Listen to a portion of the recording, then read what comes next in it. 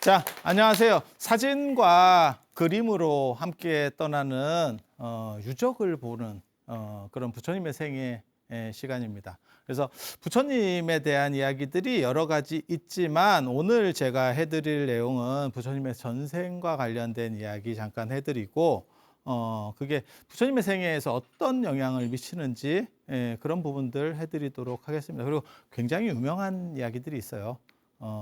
여러분 다 한두 번씩 들어봤었던 그러한 이야기들일 겁니다. 제가 개인적으로 부처님 생애에서 제가 부처님 생애를 한 100종류 정도 봤는데 그러니까 있는 거는 거진 다 이렇게 봤는데 저는 부처님 생애가 굉장히 중요하다고 생각하는 사람이기 때문에 그게 사람의 어떠한 기준점을 제시한다. 그래서 제가 한국 불교나 동아시아 불교가 잘 안 되는 이유 중에 하나를 부처님 생애를 너무 경시하기 때문에 그래서 깨달음 중심, 너무 깨달음 중심, 그 다음에 기도가 비중심이고 당장 그 사람이 어떻게 살아야 되느냐의 잣대, 기존 틀을 형성하는 부분에 대해서 약간 좀 미진하다라는 비판들을 제가 하거든요. 그래서 부처님 생애가 그 기준점을 제시해 준다. 라는 생각을 해서 저는 굉장히, 그러니까 제가 현실에서 어떤 문제들이 봉착했을 때 부처님이라면 어떻게 했을까? 라는 생각을 언제나 해보거든요. 그래서 불본행지경이라고 하는 60권짜리 책이 있어요. 근데 거기 보면 뭐가 나오냐면 부처님이 탄생하시기 전에 누가 태어났다, 누가 태어났다, 누가 태어났다, 누가 태어났다 계속 나옵니다. 누군가 태어났대. 그 이야기를 뭐 한다고 이렇게 쓰고 있노? 그냥 나중에 이렇게 만났어요 라고 하면 시작하면 되는데 그 얘기부터 쓰기를 시작하는 거예요. 그래서 도대체 이게 왜 그러노? 이렇게 생각을 했는데 나중에 알고 보니까 그게 무지하게 중요한 대목이에요. 그러니까 부처님한테 부처님이 3대 아승기가 무지하게 긴 세월 547생 동안의 보살도를 닦으면서 이타행을 합니다. 547생 동안 남을 위해서 희생하고 이렇게 해주는 거예요. 도와주는 거예요.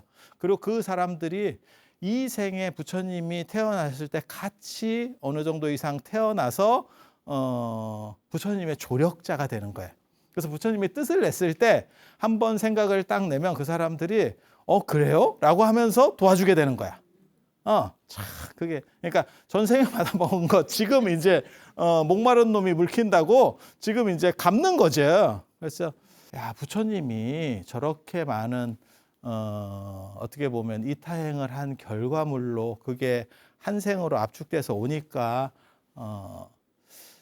아마 인류에 태어난 사람 중에 무력으로 정복한 사람, 그러니까는 뭐 징기스칸이나 알렉산더나 이런 사람을 제외하고는 그냥 일반인으로서 민간인으로서 할 수 있는 최대치의 역할을 한 사람이 부처님이라고 생각을 해요. 그러니까 전쟁을 해서 이렇게 견병을 하는 거하고는 좀 다른 거지. 그래서 부처님 돌아가셨을 때 보면 8개 나라 왕들이 서로 부처님의 사리를 모시려고 했었다. 라는 이야기들이 나오는 정도니까. 그러니까 완전히 좀 다른 상황들이 연출되는 거죠. 그래서 그 복가품의 문제, 그거 굉장히 중요하구나. 저는 그런 생각을 해요. 그리고 그거와 관련된 게 어떻게 보면 당신께서 전생에 희생하셨던 이야기들. 그 얘기를 잠깐 보려고 합니다. 이거 500년대에 우리나라에서 건너간 신라에서 건너갔을 걸로 유력시되는 물건입니다. 신라에서 이제 일본으로. 그 당시에는 외죠, 외. 그렇게 해서 옥충주자라고 하는 거고요.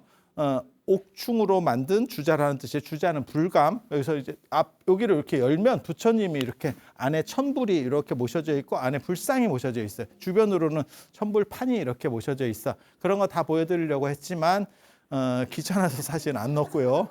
그리고 그게 중요하진 않아. 그 얘기를 하려는 게 아니야.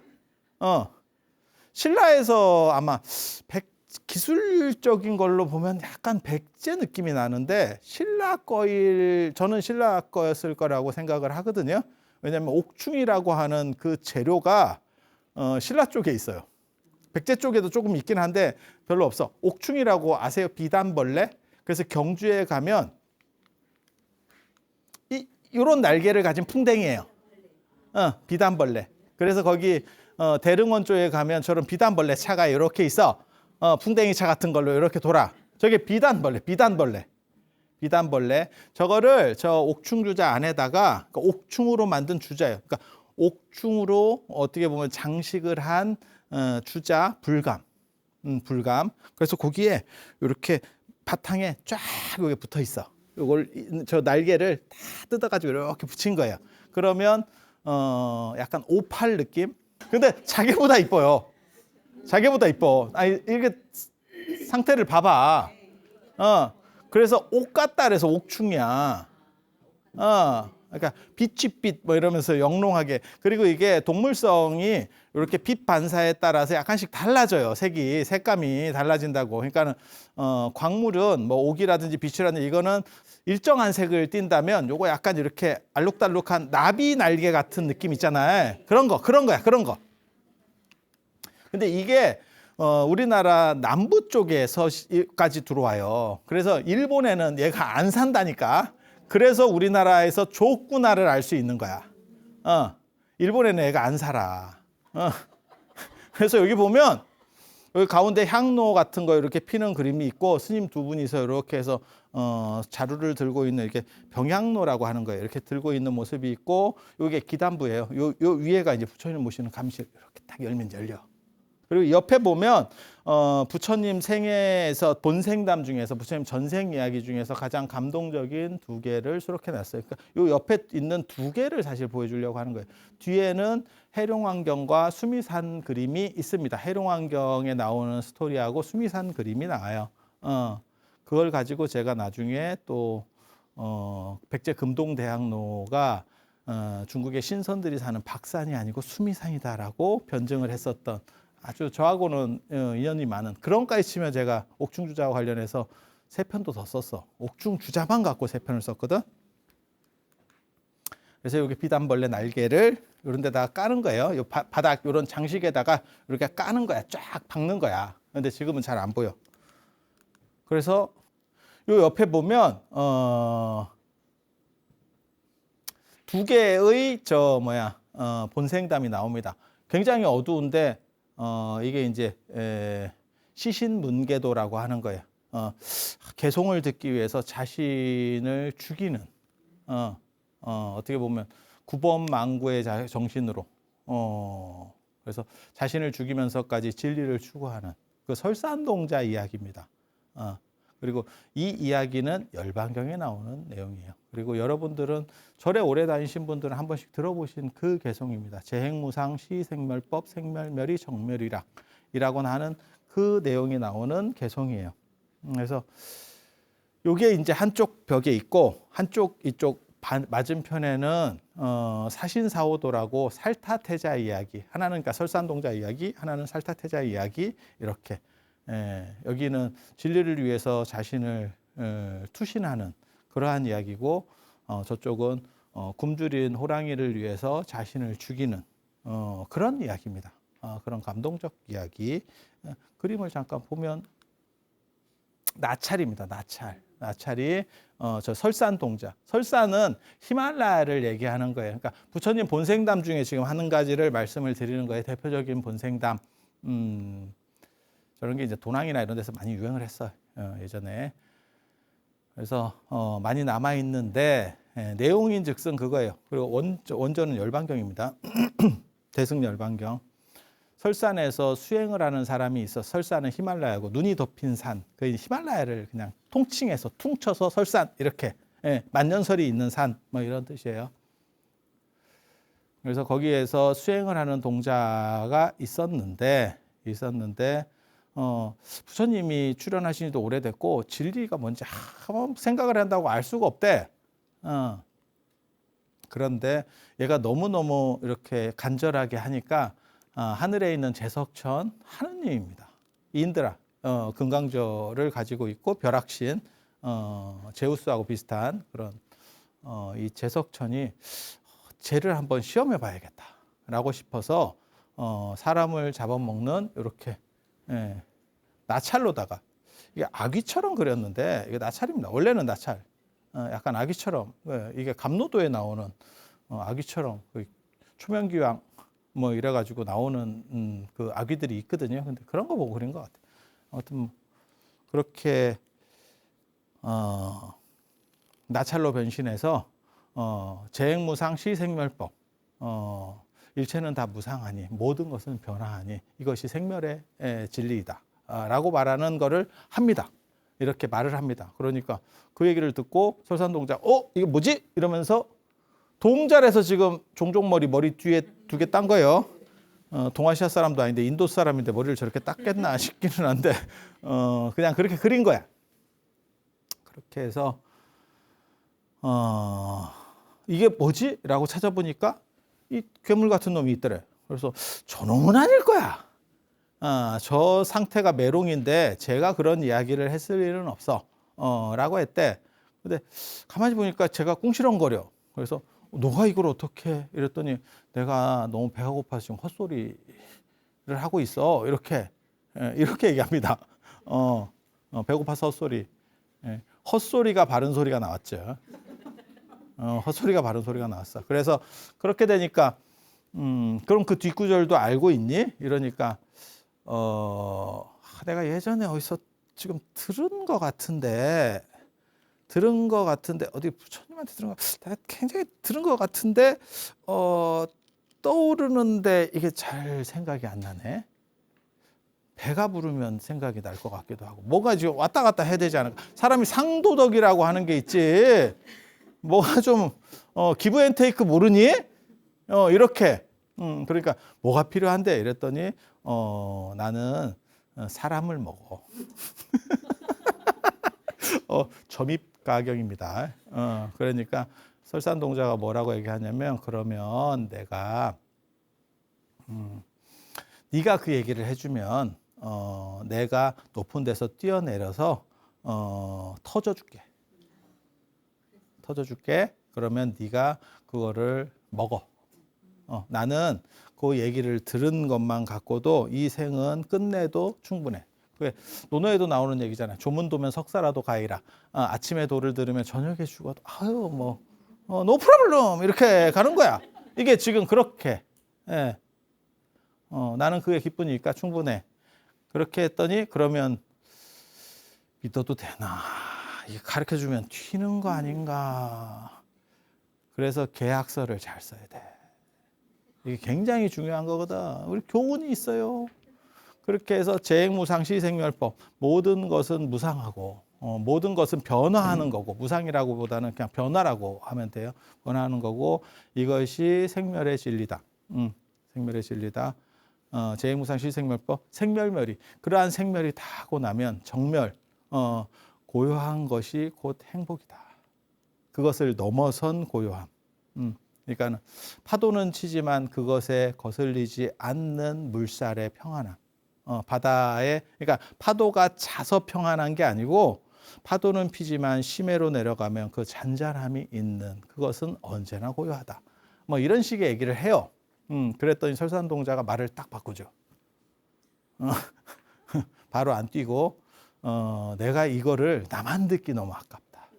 내가 이걸 시간을 조금만 네가 좀 할애를 해주면 내가 돌로 새기겠다. 바위에 새겨서 다른 사람에게 전해지도록 하고 그리고 내가 뛰겠다. 설산동자는 그렇게 생각했을 수도 있습니다. 어차피 얘가 오래 굶었다 하니까 조금 시간을 끌면 가지 않을까. 근데 이 나찰도 굉장히 강력하죠. 왜냐하면 제석천이 지금 변신해가지고 실험을 하고 있는 상황이기 때문에 그래서 결국 기다렸어요. 그리고 나서 뛰어내린다라고 하는 거예요. 요게 사파로 보면 안 보일 겁니다. 안 보일 겁니다. 안 보인다고 치고 요 나중에 보여줄 거야. 여기 올라가서 뛰어내리는 거예요. 그러면 여기서 이렇게 딱 제석천으로 변신하면서 받는 거야. 스토리는 여기에 나찰이 있어. 그래서 요 괴물 같은 그 제석천이 변신한 나찰이 이렇게 딱 하는 거 거기서 오케이 해가지고 이 사건이 진행되는 거예요. 그리고 약속을 지키기 위해서 지금 올라가는 거예요. 그래서 여기다 지금 새기는 거예요. 돌에다가. 여기 돌에다 새기는 모습. 그리고 점프를 하니까 제석천으로 변신해서 받아주는 겁니다. 근데 이거 점프하면서 뛰어내리면서 옷 이렇게 날리는 거나 머리카락 위로 올라가는 거나 이거 굉장히 재밌습니다. 그랬더니 제석천으로 다시 변신을 해서 딱 받으면서 당신은 진짜 대단하군요. 이러면서 끝났다는 마치 금도끼 은도끼 같은 그런 설정이에요. 이 사진은 뭐냐면 살타태자 이야기예요. 살타태자 굉장히 유명한 이야기입니다. 보시태자라고도 하는데 자기 몸을 보시한 호랑이, 굶주린 호랑이에게. 그러니까 여기 보면 이렇게 나오잖아. 마하가 위대하다는 뜻이니까 라단나 왕 밑에 아들이 셋이 있었대. 부나, 제나, 살타. 살타 이렇게 똑같아. 그래서 요 셋이서 이 왕과 함께 놀러 갔대요. 뭐 그렇게 갈 수 있지. 저거 뭐 육도집경이나 이런 데 많이 나오는 얘기입니다. 그렇게 놀러 나갔는데 예전에 인도는 더우니까 좀 쉬고 거기서 이제 그늘 같은 데서 막 이렇게 역동적으로 논다기보다도 좀 쉬고 산책하고 이런 식으로 많이 해요. 더우니까. 새 왕자가 주변으로 이렇게 다니는데 마침 호랑이가 7마리의 새끼를 낳고 7마리를 새끼를 낳고 난 지 얼마 안 됐대. 젖을 먹이려고 하는데 환경이 너무 안 좋아서 젖이 안 나오더래. 그럴 때는 어떻게 해야 됩니까? 분유를 먹이면 됐는데 그게 그 당시에 환경이 안 좋았는가 봐. 근데 너무 힘들고 이러니까 몇 놈이라도 살리기 위해서 낳은 새끼를 먹어야 되나 이렇게 고민을 하고 있더래. 요게 그건데 그래서 결국은 이제 떨어져 죽어서 이제 준다, 자기 몸을 준다 그런 설정인데 이렇게 굶주린 호랑이가 여기 새끼 7마리 보여?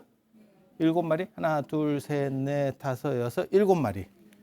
그래서 찌찌를 주다가 먹고 살기 힘들면 그만 좀 낳지. 뭐하러 또 저렇게 많이 나가지고. 참. 뱃속에 있을 때는 배는 안 고팠는데 나오니까 배도 공허하고 이렇게 된 거지. 그래서 그게 너무 좀 안타까운 상황인 거지. 동물을 봐도 굉장히 안타까운 거예요. 그래서 이렇게 형들하고 같이 이렇게 가다가 또 딴 데로 이동한 거예요. 저거 너무 좀 슬프다. 그렇지? 이렇게 하면서 이제 가는 거야. 그러다가 저 살타태자가 맨 마지막 셋째 동생이 마하살타가 뭐라고 얘기하냐면 형들 잠깐만 가봐. 나 딴 데 잠깐 이렇게 들렸다 갈게. 이래서 그걸 갔어. 그래서 그렇게 가고 이제 살타태자는 일로 와가지고 저 굶주린 호랑이에게 자기를 먹도록 하는 거예요. 근데 먹도록 하는데 몸을 줘도 이렇게 해서 팔을 제껴가지고 먹어 이렇게 했는데 안 먹더래. 안 먹어 이렇게 먹어 안 먹어. 너무 굶어서 못 먹던데. 그래서 나무 꼬챙이로 찔러가지고 피를 내서 피를 핥게 해요. 피를 핥게 하고 그래서 어느 정도 기력이 채워진 뒤에 다 먹었습니다로 끝납니다. 그리고 형들은 이렇게 가다가 맞다 내 동생이 저놈이 원래 심성이 착한 놈인데 혹시 하고 갔더니 뼈만 남았대. 뭐 그래서 뛰어내려서 죽는 건 아니고 사실은 뭐 그렇게 가는 거예요. 그러니까 여기 그림 이게 도난 그림이거든요. 도난 그림.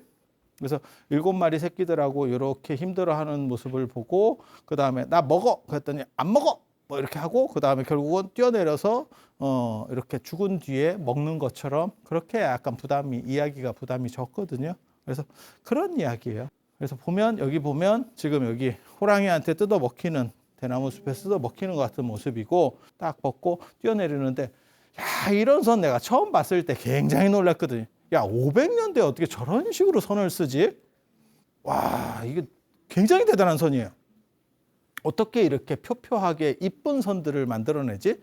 그리고 색깔 몇 개 안 쓰고 디자인에 리듬감을 주면서 참 그런 거예요. 그래서 여기도 이시동도법. 여러 시간대가 한 그림 안에 나오는 거예요. 그래서 지금 여기 보면 이렇게 올라가고 여기서 뛰어내려서 호랑이에게 죽는. 결국 이렇게. 그러니까 세 개의 카트가 있는 거지. 이렇게 한 카트, 한 카트, 한 카트. 이렇게. 그런 작업들이 이루어지는 게 요 이야기예요. 그런데 이 살타태자 이야기. 현장 스님의 자은전에 보면 원래 인도 이야기에도 그렇게 나와요. 저 살타태자가 뼈만 남은 거예요. 가보니까 형들이 그래서 너무너무 슬퍼해가지고 그 자리에 탑을 세웠다 이야기가 나와. 그리고 현장 스님도 내가 그거 봤다가 나와. 나 그거 봤다. 그 탑 봤다. 이렇게 나와. 이거 굉장히 좀 어떻게 보면 또 믿거나 말거나 하는 상황들이 벌쳐져. 그냥 이야기 끝 아닌가? 이러면 진짜? 이렇게 또 상황이 벌어지고 이게 지금 최근에 발굴이 되거든요. 파키스탄에 만키알라 스투파라고 하는 게 그거라고 추정을 하고 있어요. 그 탑이라고. 그래서 제가 아까 저쪽이 과연 더운 지역인가? 이 생각을 하는 거야. 파키스탄 쪽이면 그렇게 더운 지역은 아니거든. 그래서 그 스투파가 뭐냐면 이 스투파입니다. 그리고 지금 앞쪽을 사실은 지금 발굴을 하고 있어요. 그래서 진짜인가? 어디까지 저거를 받아들여야 될까에 대한 이야기. 그래서 우리가 지금 두 가지 이야기를 본 거예요. 옥충주자의 밑에 하단부, 기단부에 있는 두 가지 이야기를 본 거예요. 하나는 시신문계도 법을 위해서 위법망고의 정신으로 그러니까 진리를 추구하기 위해서 몸을 희생하는 사람의 이야기. 그리고 또 한 가지는 뭐냐면 중생을 위해서 나보다 하열한 동물일지라도 자신을 죽여서 그 죽어가는 생명을 살리려고 하는 그 자비의 이야기. 그러니까 진리와 자비의 이야기가 양쪽으로 딱 배치가 돼 있는 거예요. 그리고 저 두 사람의 이 누구냐면 부처님 전생입니다. 부처님 전생입니다. 그러니까 부처님의 전생에 저러한 행동들을 하신 결과로 인해서 깨달음을 얻고 그 다음에 주변인들이 어떻게 보면 나에게 도움을 받았던 거지. 그 사람들이 한 생에서 어느 정도 이상 모여서 나를 도와주니까 엄청나게 큰 교단이 그거 진짜 대단한 거예요. 진짜 대단한 거예요. 현대 사회에 들어서나 그런 큰 조직을 한 생만에 만들 수 있지 예전에 쉽지 않습니다. 절대 쉽지 않습니다. 그런데 다국적 기업, 엄청나게 큰 다국적 기업을 2500년 전에 한 생에 만들어낸 거야, 당대에. 그거는 당신이 잘하신 것도 있지만 주변에서 도와주는 거 있어. 분명히 있어.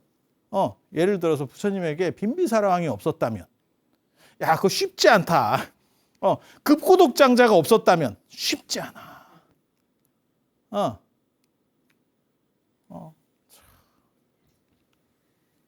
그래서 예술도 그렇잖아. 예를 들어서 르네상스 시대 유럽에 그런 후원자들이 없었다면, 메디치가가 없었다면, 그런 거죠. 그래서 그런 걸 생각해 보면 그게 참 인연이 잘 맞아야 되고, 그게 알고 보니까 부처님 전생과 관련된 그런 보살도들의 연장선상이라더라. 라고 하는 거고, 그리고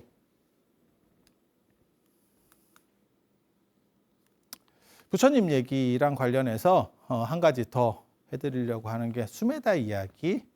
그러니까는 선해. 이거 어디서 나오는 거냐면 석보상절 이런 데 나오는 겁니다. 연등불에게 수기받는 이야기.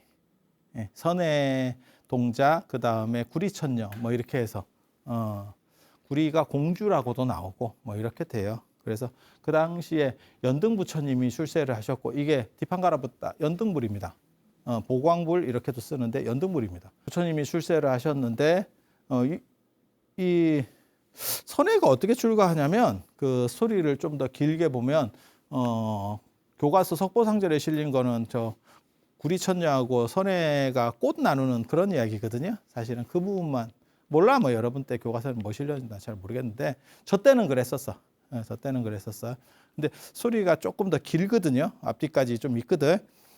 그렇게 보면 제가 선혜가 원래 선혜가 수메다예요.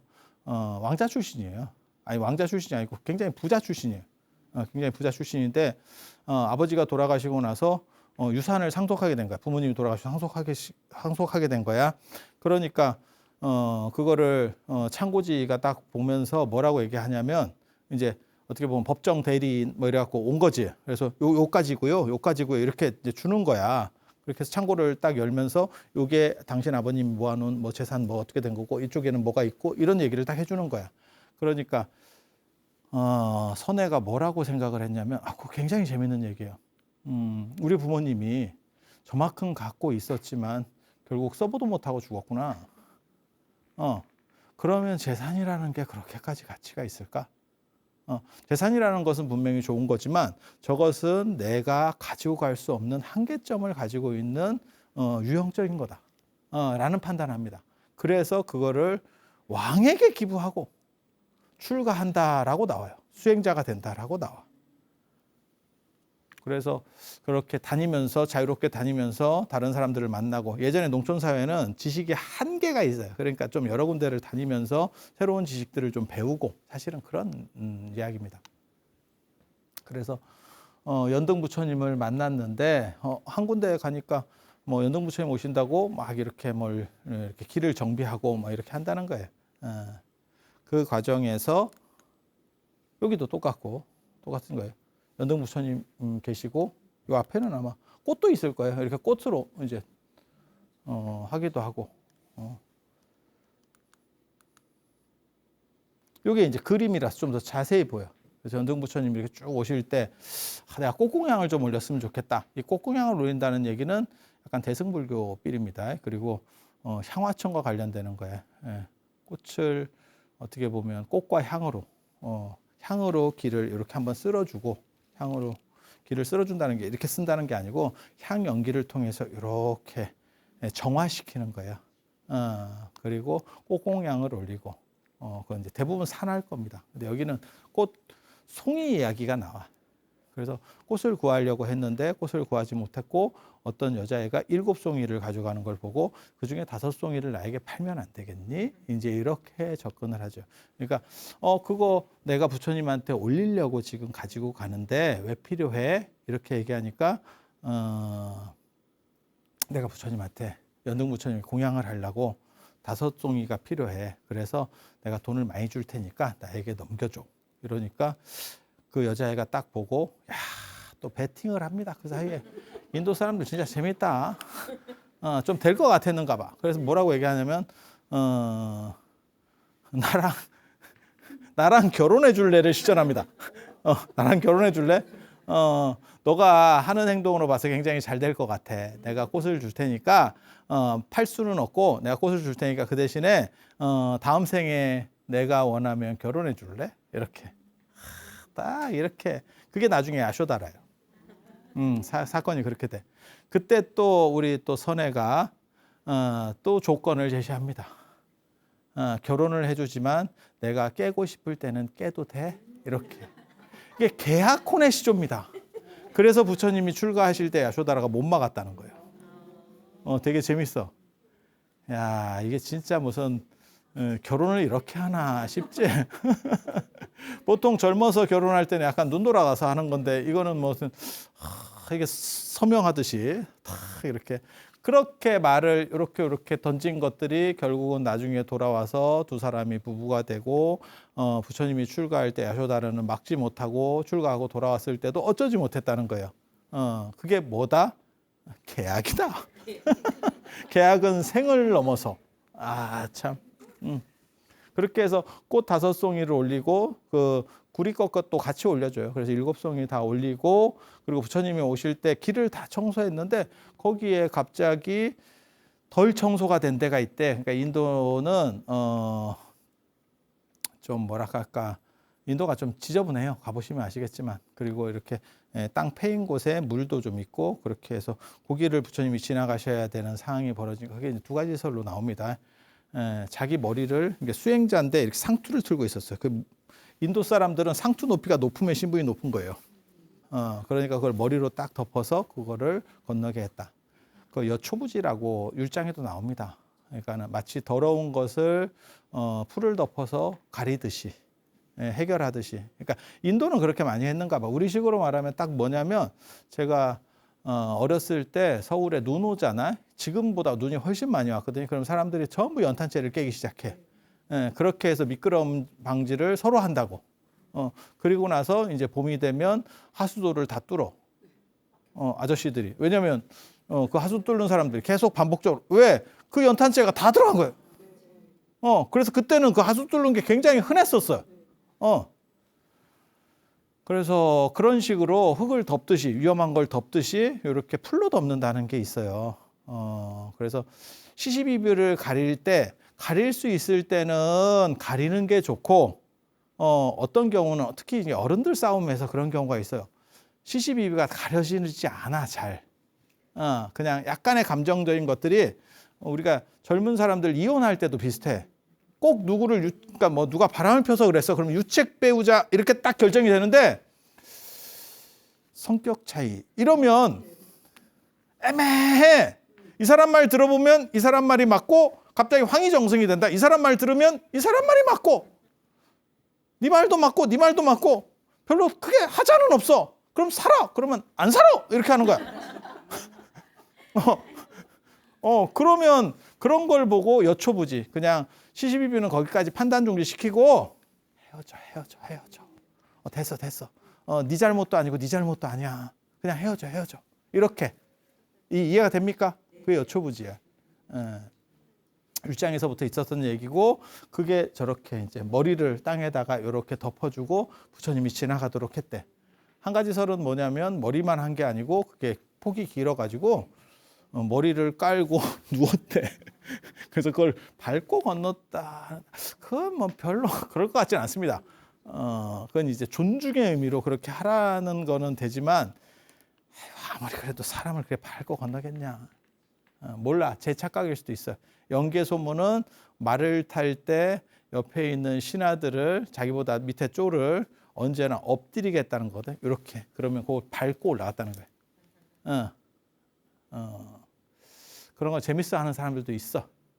그리고 예전에는 현장 스님 기록에도 나와요. 고창구강 공문태가 현장 스님에게 3개월 동안 법을 설해 주세요라고 하고 법상에 오를 때 공문태가 스스로 언제나 이렇게 허리를 이렇게 해서 꾸그러뜨리고 있어. 그러면 현장 스님이 그걸 밟고 올라가서 법상으로 올라가. 나는 당신을 그렇게 존경합니다라는 그 공문태 진짜 대단한 사람이라니까. 그거 쉽지 않아요. 절대 쉽지 않아. 우리가 이야기로 들으니까 그렇지 현실에서 그렇게 행동하는 거 자기보다 어린 사람에게 그렇게 행동하는 거 쉽지 않아. 그래서 이게 이제 그런 이야기입니다. 그래서 이때 무슨 이런 행동을 하면서 무슨 결정성을 가지게 되냐면 너가 미래의 석가모니가 될 것이다 라고 하는 수기를 받습니다. 그래서 연등 부처님에 의해서 석가모니라고 하는 이름과 그 다음에 붓다가 된다는 결정성이 얻어지는 거예요. 그래서 부처님께서는 547생 동안의 보살도를 많이 닦아서 이타행을 하셨고 그 다음에 수행자로서의 노력을 통해서 결정성을 얻은 거예요. 너 반드시 된다. 그리고 그러한 결과물들로 인해서 결국 금생에서 부처님이 되셨다더라. 라는 이야기 해드리면서 이상 마치도록 하겠습니다. 자, 들어서 감사합니다. 감사합니다.